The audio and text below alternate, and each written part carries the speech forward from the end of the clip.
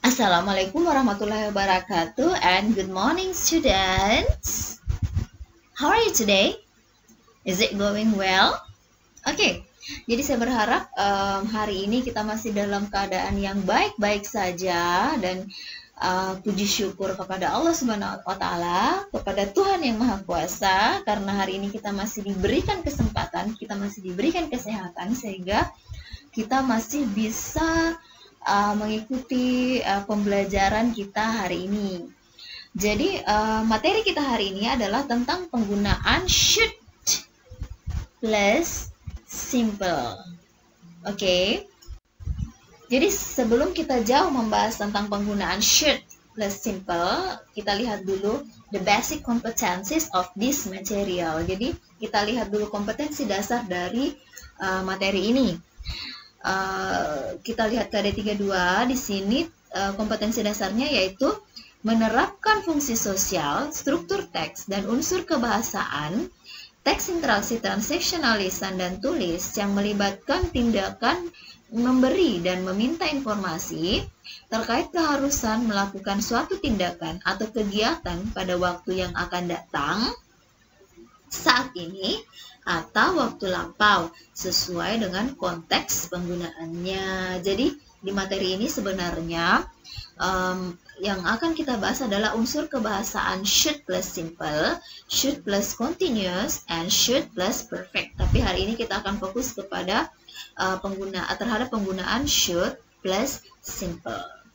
Kemudian di KD42 yaitu menyusun teks interaksi transaksional lisan dan tulis yang melibatkan tindakan memberi dan meminta informasi terkait keharusan melakukan suatu tindakan atau kegiatan pada waktu yang akan datang, saat ini atau waktu lampau, dengan memperhatikan fungsi sosial, struktur teks, dan unsur kebahasaan yang benar dan sesuai dengan konteks. Jadi kalau kita lihat kompetensi dasar di sini, KD32 itu mengarah ke pengetahuan. Bagaimana kita menerapkan fungsi sosial, struktur teks, dan unsur kebahasaan dari materi yang telah atau yang akan kita bahas. Sementara KD42 lebih ke aspek keterampilan yaitu menyusun. Oke?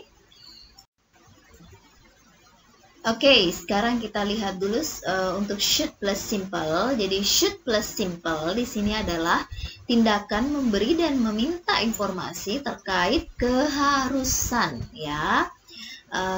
Jadi berasal dari arti kata should yang berarti seharusnya atau sebaiknya. Jadi di sini adalah tindakan memberi dan meminta informasi terkait keharusan melakukan suatu tindakan atau kegiatan pada waktu yang akan datang, ya, karena simple jadi keharusan di waktu yang akan datang. Sometimes should plus simple kita gunakan untuk mengungkapkan suatu ungkapan, memberikan saran, ya. Oke. Next, let's see the definition first. Jadi apa itu should? What is should? Jadi should di sini adalah a modal verb. We often use should when we say what we think is good thing to do or the right thing to do. Jadi kita menggunakan should ketika kita ingin mengatakan sesuatu atau sesuatu yang kita pikirkan adalah hal yang baik atau adalah hal yang benar untuk dilakukan. Jadi ketika kita ingin memberikan saran kepada orang lain, kita menyampaikan sesuatu yang kita pikir adalah sesuatu hal yang baik atau sesuatu hal yang benar untuk dilakukan. Now, look at the example. We should invite Susan to the party.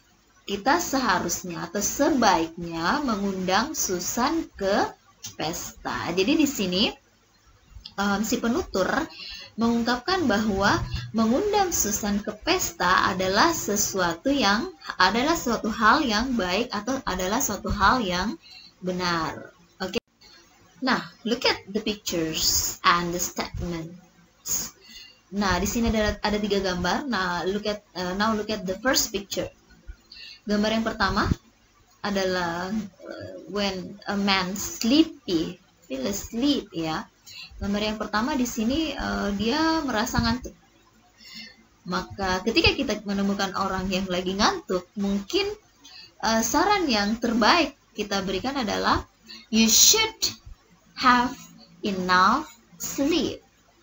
Anda sebaiknya atau seharusnya tidur yang cukup. Oke, let's move to the second picture. Gambar kedua adalah orang yang memiliki berat badan berlebih atau istilahnya gemuk ya. Nah, apa saran yang bisa kita berikan? Contohnya yaitu you should go on a diet. Anda sebaiknya diet. Oke? The last picture, someone have a stomachache. Jadi orang yang sakit perut ya. Mungkin saran yang bisa kita berikan yaitu you shouldn't consume much chili sausage. Kamu sebaiknya tidak mengkonsumsi banyak sambal. Oke? Dari kalimat yang kita lihat sebelumnya, kita bisa menangkap bahwa pola atau the structure of the sentence, pola kalimatnya diawali dengan subject, kemudian disusul dengan should. Setelah should ditambahkan verb one atau kata kerja pertama. Oke? Nah, sedikit saya ingin menyinggung tentang kata kerja dalam bahasa Inggris, verbs and English. Jadi dalam bahasa Inggris kita mengenal 3 jenis kata kerja, yaitu verb 1, verb 2, and verb 3. Dan seringkali juga dibahas tentang penggunaan verb 1 plus ing. Jadi kita lihat contohnya. Untuk verb 1 itu adalah kata kerja murni, semisal invite, add, and do. Lalu di kata kerja kedua dan di kata kerja ketiga itu ada sedikit perubahan. Untuk regular verbs atau kata kerja beraturan, itu sudah pasti ditambahkan di atau ed. Jadi untuk kata pertama misal invite, kata kerja keduanya adalah invited. Begitupun dengan kata kerja ketiganya. Sementara ate, di kata kerja kedua berubah menjadi ate, di kata kerja ketiga menjadi eaten. And then untuk do, di kata kerja kedua menjadi did, and di kata kerja ketiga menjadi done. Untuk verb 1 plus ing, itu adalah kata kerja pertama ditambahkan ing. Oke, dan khusus penggunaan should plus simple di sini yang kita gunakan adalah verb 1. Oke, diingat? Should plus verb 1. Jadi should invite or should add atau should do. Oke? Nah, bagaimana jika di kalimatnya tidak ada kata kerja? There is no verb in the sentence. Jadi, jika seperti itu, maka setelah should itu kita tambahkan be. Lalu kita tambahkan semisal adjective atau kata sifat. Atau bisa saja dia adverb. Now, look at the example. You should be diligent. Diligent, rajin. Rajin atau diligent di sini bukan kata kerja, melainkan adjective atau kata sifat. Sehingga setelah should, kita tambahkan be. You should be diligent. Look at the second sentence. Rendra should be patient. Rendra sebaiknya sabar. Patient di sini adalah adjective, sehingga setelah should kita tambahkan be. Oke, the last sentence, Revan should be successful. Rendra seharusnya sukses. Seharusnya menjadi sukses. Successful di sini adalah adjective, sehingga setelah should kita tambahkan be. Oke, paham ya? Nah, kita sudah membahas tentang positive sentence. Positive sentence adalah subject plus should plus verb 1. Contohnya, Radinka should eat something. Radinka sebaiknya makan sesuatu. Itu adalah kalimat positif. Bagaimana dengan kalimat negatif? Jadi kalimat negatif itu seringkali ditambahkan not ya. Nah, polanya adalah subject plus should.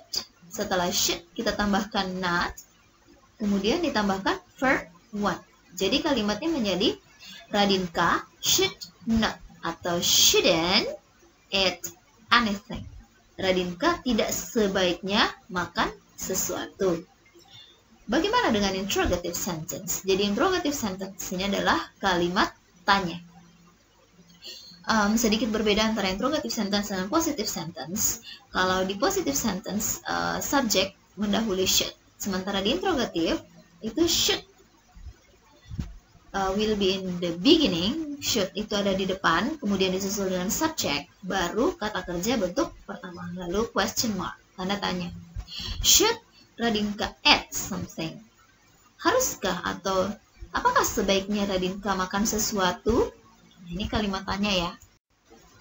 Nah, kadang-kadang kita juga dibuat bingung antara perbedaan penggunaan should or must karena agak mirip. Dimana should berarti seharusnya, sementara must berarti harus. Okay, let's see the example. You should stop smoking. You should stop smoking. Kamu sebaiknya atau seharusnya berhenti merokok. Bagaimana dengan must? You must stop smoking. You must stop smoking. Kamu harus berhenti merokok. Jadi ketika orang mengatakan you should stop smoking, kamu sebaiknya berhenti merokok. Ini kesannya hanya memberi saran. If you want to do it, it's better. Jika kamu melakukannya lebih baik. Tapi jika kamu tidak melakukannya ya whatever, terserah Anda. Tapi ketika saya mengatakan must, you must stop smoking, kamu harus berhenti merokok. Ini berarti ada sesuatu yang obligatory, ada sesuatu hal yang wajib. Jika kamu tidak melakukannya, berarti akan ada efek dari itu. Jadi kesimpulannya adalah must is stronger than should. Penggunaan must itu lebih kuat ya daripada penggunaan should. Makanya should lebih sering digunakan untuk memberikan saran. If you want to do it, it's better. Kalau Anda ingin mengikutinya, ya lebih baik. Tapi jika Anda tidak mengikutinya, it's dependent. Terserah Anda. Nah, bagaimana dengan should, had better, dengan ought? Mungkin seringkali kita temukan ada penggunaan had better dengan ought. Jadi should, had better, and ought itu adalah sama. Jadi seringkali orang menggunakan ingin memberikan saran, tidak serta-merta hanya menggunakan kata should, tapi juga bisa dengan had better, lebih baik, atau ought. Let's see the example.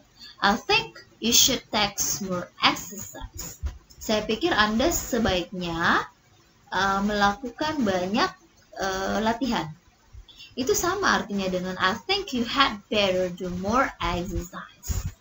Saya pikir kamu lebih baik melakukan banyak latihan. Sama ya artinya. Sama dengan kalimat yang ketiga yaitu I think you ought to take more exercise. Oke? Jadi penggunaan should, had better dengan ought itu adalah sama. Oke, kita pindah ke slide yang berikutnya. Give a suggestion for each picture.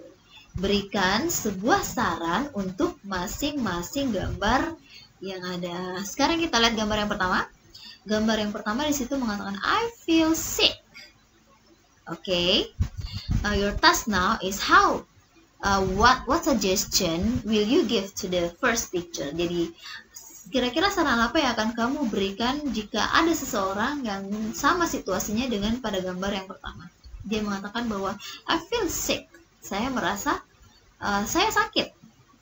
Okay. Sekarang kita lihat gambar yang kedua. Let's see the second picture. I feel cold. Saya merasa kedinginan. I feel cold. Jadi silahkan berikan sebuah saran untuk gambar yang kedua ini. I feel cold. Now look at the last picture. I feel tired. I feel tired. Saya merasa lelah. Oke, kira-kira saran apa yang akan Anda berikan jika ada orang yang mengatakan I feel tired?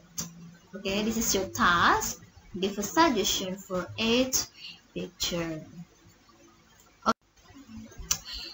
Jadi, that's all my presentation today, my explanation today about should, less, simple. Saya akhiri dengan satu kutipan yang menarik dari Oscar Wilde. Our ambition should be to rule ourselves. The true kingdom for each one of us and true progress is to know more and be more and to do more. Thank you for today. And if you have a question or any questions, you can contact me on my social media or my email. And see you next time. Have a nice day.